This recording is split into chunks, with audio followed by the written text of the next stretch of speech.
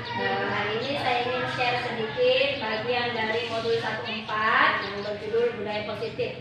Mungkin ini ibu-daku hebat sekalian, kita mungkin pernah melihat saya menangani siswa kemarin ya, Mem Lilis ya. Mem Lilis kemarin sempat melihat saya menangani siswa. Mungkin ada sedikit perbedaan dengan yang dulu-dulu.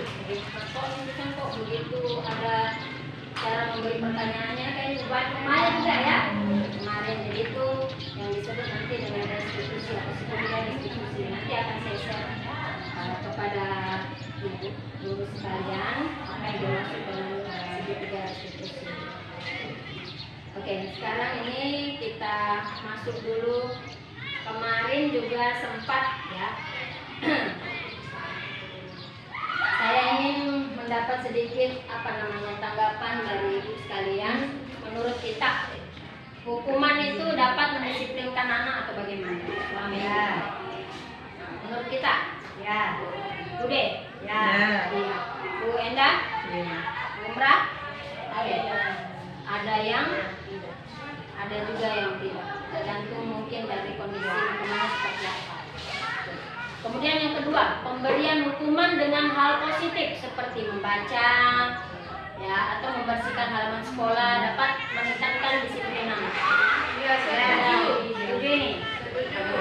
Datang gitu ya kalau kita menyapu atau apa. Oke. Yang ketiga, memberi penghargaan dapat meningkatkan motivasi belajar anak. Ya. Yang ketiga ini nanti kita akan mendapat sedikit paradigma baru, perubahan baru seperti apa nanti kita lihat. Oke, di sini yang akan kita share bersama ada disiplin positif, ada teori motivasi, keyakinan kelas, ada kebutuhan dasar manusia itu seperti apa, kemudian 5 posisi kontrol kita sebagai guru, kemudian segitiga restitusi yang Memdelis kemarin sempat saya aplikasikan dengan anak kelas 7. Ini kemarin ada kegiatan kepala tangan ya. Ini Pak Warno ternyata beda jawabannya. Ya, dengan ibu-ibu sekalian. Kira-kira kalau ada di genggaman tangan teh ini ada saya kasih cincin atau apa atau sesuatu yang berharga, kemudian kita pegang itu dengan erat. Nah, dan saya datang untuk membukanya. Berada nong,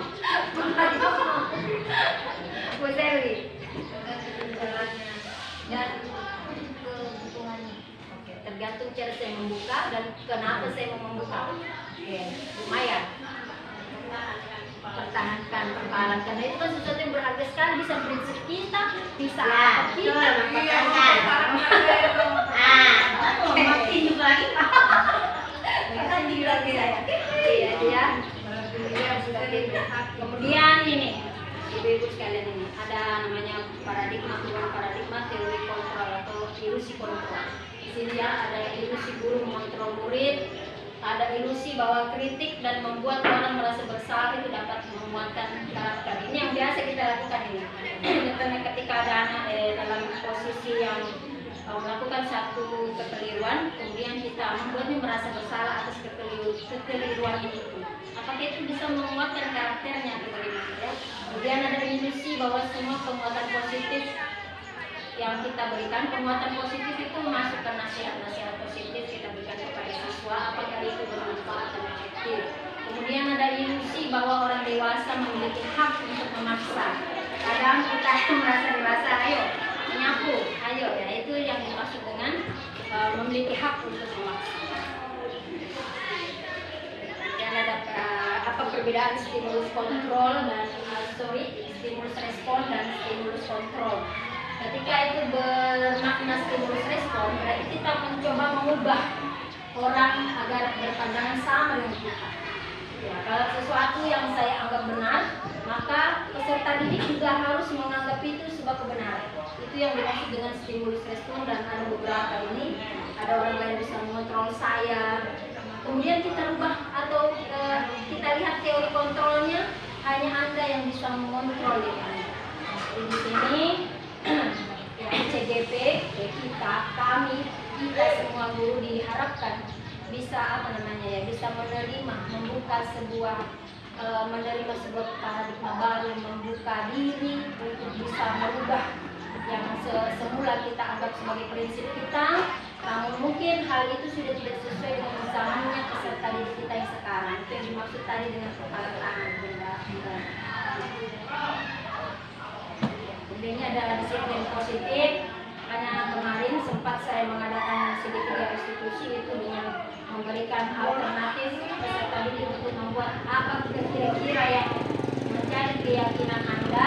Keyakinan itu sesuatu yang bisa menyelamatkan tak dari lingkungan tak, dari teman-teman tak, ya itu makanya mereka sepakati dan mereka yakini, kemudian dia buat di kelasnya, dan insyaallah mudah-mudahan pelan-pelan mereka akan berubah.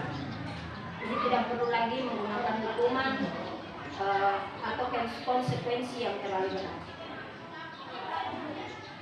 Ini nilainya dikebacakan, jadi nanti tabe bapak ibu ya bapak dan ibu sedikit-sedikit pelan-pelan kita bisa bukan merubah ya, tapi kita bisa mengambil sesuatu yang baru ya, mengambil sesuatu yang baru. Sebenarnya pembelajaran atau praktek-praktek zaman dahulu itu tidak semuanya salah, tidak semuanya juga salah, karena memang pada zaman dahulu keadaan peserta didik berbeda dengan kita. Kalau zaman dulu peserta didik itu ada gurunya tabik-tabik ya. Kalau dia bahkan takut kalau ada gurunya situ dia takut lewat. Tapi kalau sekarang kita lihat lebih itu ya, dan seperti itu mereka memang lahir di dalam mereka bukan tidak boleh kalah, tapi tidak boleh juga kita serta-merta memaksa mereka masuk ke zaman kita. Jadi kita bagaimana caranya beradaptasi, kemudian tetap mendorong, mengembalikan ibaratnya ini bebek yang berkeliaran, atau yang berkeliaran kita masukkan kembali ke kandangnya seperti zaman dulu, bagaimana budi pekerti itu dijunjung tinggi betul pada zaman dulu. Jadi menurut Ki Hajar Dewantara, merdeka itu artinya tidak hanya terlepas dari perintah, akan tetapi juga cakap membuat atau memerintah diri sendiri. Jadi yang diinginkan pada era sekarang ini itu apa namanya ya, kita memulai dari diri, kemudian kita bisa memerintah diri kita sendiri dalam arti memerintah yang positif, bukannya. Oke, ini yang kemarin memilih sampai itu restitusi. Jadi ini sempat saya diskusikan dengan Pak Ati karena di sekolah ada di beberapa sekolah lain itu masih menggunakan hukuman. Kemudian saya berikan sedikit pemahaman saya tentang restitusi, bahwa bagaimana menciptakan kondisi bagi murid memperbaiki kesalahan mereka. Jadi apa perbedaan hukuman, kemudian konsekuensi dengan restitusi, nanti kita akan lihat di sini. Ya, ini ciri-ciri restitusi, bukan untuk menebus kesalahan, tapi untuk belajar dari kesalahan. Jadi kita ajak anak-anak kita belajar dari kesalahan itu supaya dia tahu, oh ternyata istilah ini salah. Kemudian saya harus mencari cara untuk memperbaiki, bukan menebus kesalahan, tapi memperbaiki hubungannya atas kesalahan itu. Kita berikan tawaran, bukan paksaan. Nanti ada di sini saya perlihatkan contohnya hukuman konsekuensi dengan hukuman itu sifatnya memaksa ya. Hukuman itu sifatnya memaksa. Kamu harus ikut ke WC atau apa dan apa, kemudian tanpa melihat kesalahannya itu gimana. Tapi kalau itu untuk mendisiplinkan, itu tetap kita berikan pandangan itu kepada anak, bahwa kamu sudah sering sekali, berapa kali sudah tidak disiplin, masuk ke pelajaran dan bagaimana, kemudian apa kira-kira yang bisa kamu lakukan untuk meningkatkan disiplin. Kalau anak bersiap untuk membersihkan WC atau menyapu atau membaca di ruang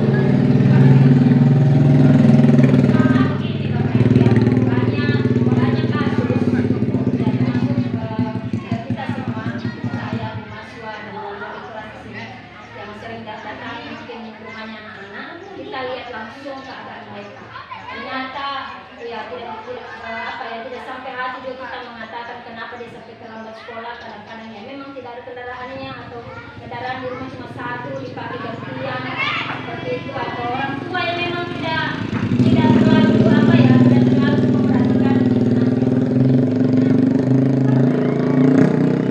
Ini tapi ternyata yang nomor 3 tadi penghargaan itu, ternyata penghargaan itu ini melalui sebuah penelitian itu menghukum ya, mengurangi ketepatan, juga merusak hubungan dan tidak efektif menurut penelitian.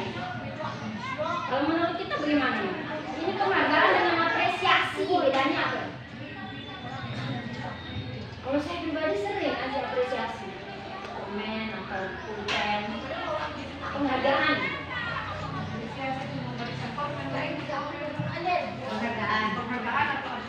Apa kalau penghargaan? Memberikan hadiah. Ya, apresiasi menghargai kita pada Karena menurut penelitian, penghargaan itu mematikan kreativitas ya. Menurut kita gimana? Mematikan. Penghargaan yang dimaksud ini mungkin kayak ranking. Makanya sekarang di era tidak di ranking. penghargaan yang apa itu yang dalam bentuk biasa sertifikat jarang. Apakah itu mematikan kreativitas? Enggak. Malahan ya,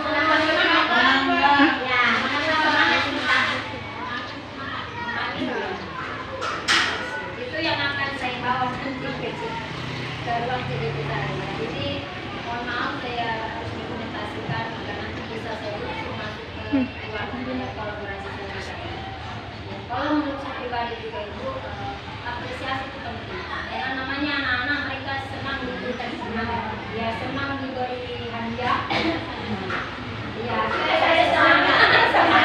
Kalau saya semangat, iya. Turunnya saja semangat kalau dikasih, padahal latihannya tidak seberapa ya. Jadi perbedaan ya, itu ada konsekuensi.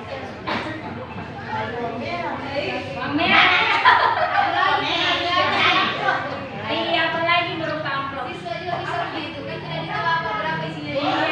Iya betul. Apa itu berapa isinya? Amplop saja ya. Ya itu juga sebenarnya yang ingin saya usungkan sampai ke atas. Mengapa sampai penghargaan itu dikatakan mematikan kreativitas? Nanti langsung ditanya ke pakarnya. Ya ini kemudian Ibu Guru Hebatku ini ada kebutuhan dasar manusia. Ya ini yang ada juga di peserta kita, di anak semua, di kita juga, di anak semua ada kasih sayang, ada penguasaan, bertahan hidup, ada kesenangan, kebebasan. Jadi itulah yang mendasari mengapa nanti lahir segitiga restitusi. Ini posisi kontrol. Mungkin yang selama ini saya lakukan sendiri adalah saya sebagai teman, ya kepada teman dengan anak-anak saya itu sebagai teman. Tapi ternyata ada yang lebih bagus dari itu, yaitu sebagai manajer. Ini yang diharapkan kita sebagai manajer. Kalau yang sebagai penghukum biasanya dia menghardik, yang menunjuk-nunjuk, menyakiti, menyindir, biasa itu yang bunda ya. Yang ini bunda, ini dengan membuat orang merasa bersalah, ini bunda, ini menghindari hukuman. Tapi ini kontrol bunda dari luar. Ya ini, tapi bunda kenapa dikatakan kontrol dari luar? Karena di sini masih dominan guru ya, masih dominan guru yang melakukan. Artinya begitu siswa bukan dia menyadari bukan dari dalam dirinya, tapi dari apa yang dikatakan oleh guru. Ya. Kemudian ada juga yang sebagai teman dan pemantau. Cuma jeleknya kalau teman, ya jeleknya saya rasakan sendiri nih. Jeleknya kalau teman itu kadang anak-anak jadi apa namanya ya bergantung. Kemudian kedua dia tidak dewasa. Dia merasa bahwa ada orang yang siap menampung dia. Jadi dia tidak terbentuk dirinya untuk dalam penghargaan juga. Tidak, ya itu juga dia susah menerima kata-kata dari guru lain. Ini jeleknya kalau maksudnya kekurangan, bukan jelek ya, tapi kekurangan dari kontrol sebagai teman. Makanya kita berusaha untuk bisa jadi ke sini manajer. Jadi apa-apa saja yang bisa di manajer itu dia mengajukan pertanyaan apa yang kita yakini, apa yang bisa kukerjakan untuk memperbaiki masalah tak atau menguatkan pribadinya. Tapi ini menguatkan pribadi. Kadang di rumahnya mereka itu namanya juga anak sama dengan kita. Kadang di depan kelihatan apa ya, ceria dan sebagainya, ternyata di dalam keluarganya ada saja masalah di keluarganya seperti itu. Jadi kita berusaha menguatkan pribadinya sehingga dia terbentuk. Saya karena mau tidak mau anak-anak yang akan menjalani kehidupannya nanti, ya, bukan orang tuanya. Jadi ini anak kita persiapkan betul mentalnya. Makanya saya katakan bagus itu kamu kalau kamu ikut LDK, ikut didik sana, ikut pramuka dan sebagainya, karena di situ penguatan mental karakter. Bukan berarti kita di frame bahasanya namanya frame. Kemudian ini dia. Ini murid akan meletakkan dirinya sebagai individu yang positif, ya, karena dia bergabung dalam komunitas yang positif. Kemudian bagaimana cara mereka bisa memperbaiki keadaan? Ini penting sekali ini juga, karena di zaman mereka nanti akan banyak sekali intrik-intrik, akan banyak sekali politik, akan banyak sekali hal yang di luar kebiasaan mereka yang akan mereka temukan. Termasuk bermedsos yang bijak.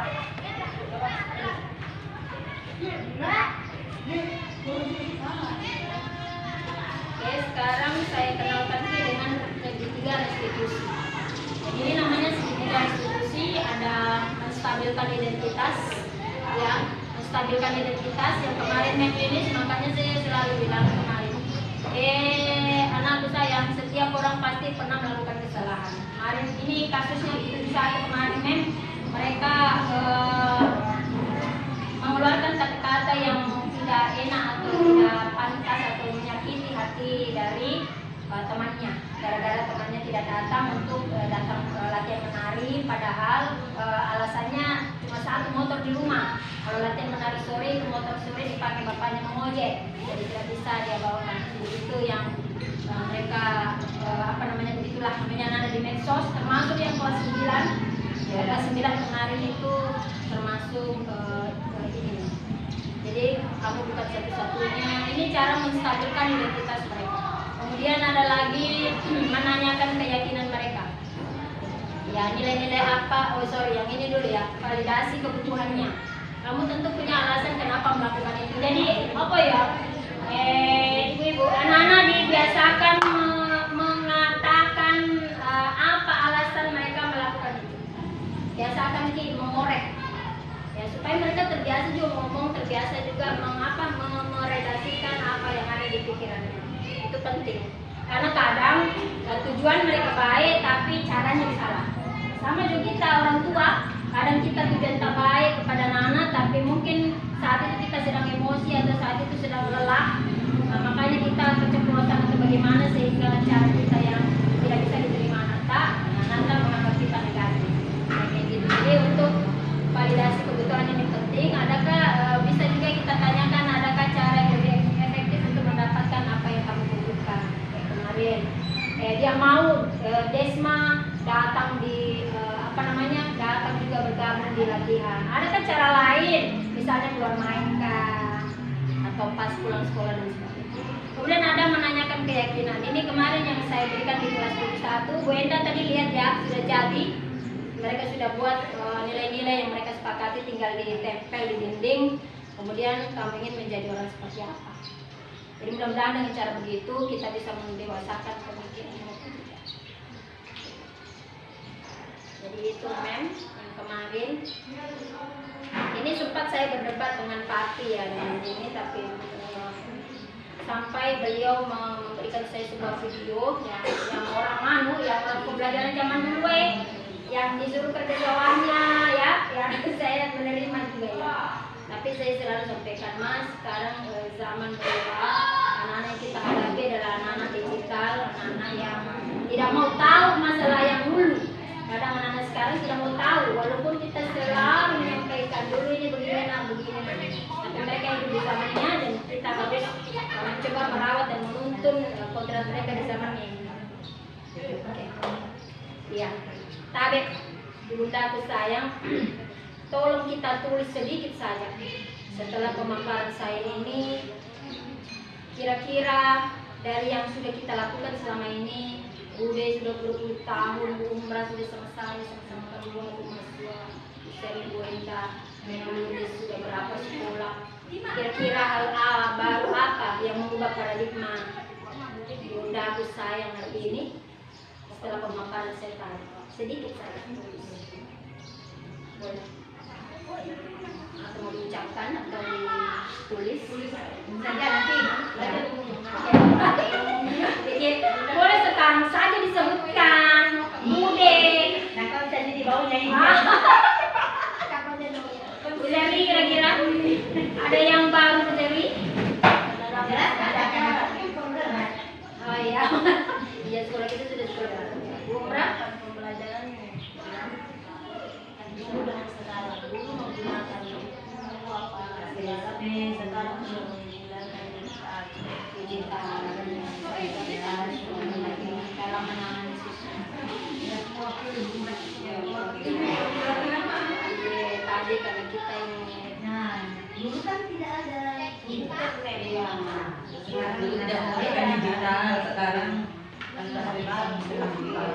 Dulu tidak pakai ulangan, tidak pakai HP. Iya. Nah, sekarang pakai HP. iya. Tidak ada pencat. Tentunya emosi siswa juga berbeda di Iya. orang emosi yang dulu dengan emosi sekarang beda. Beda. Mengontrol emosi mereka juga beda. Dulu cepat Dulu itu udah. dulu mas kalau kita kan kita ini tidak pernah milih sekarang berapa kali sering pakai dulu mendikte kita. Iya. Sekarang tinggal memberikan sekarang lihat Sekarang siswa harus lebih aktif lagi. Dan mengharapkan dan memberi penguatan pada saat akhir pembelajaran. Tepuk tangan dulu untuk menhebat.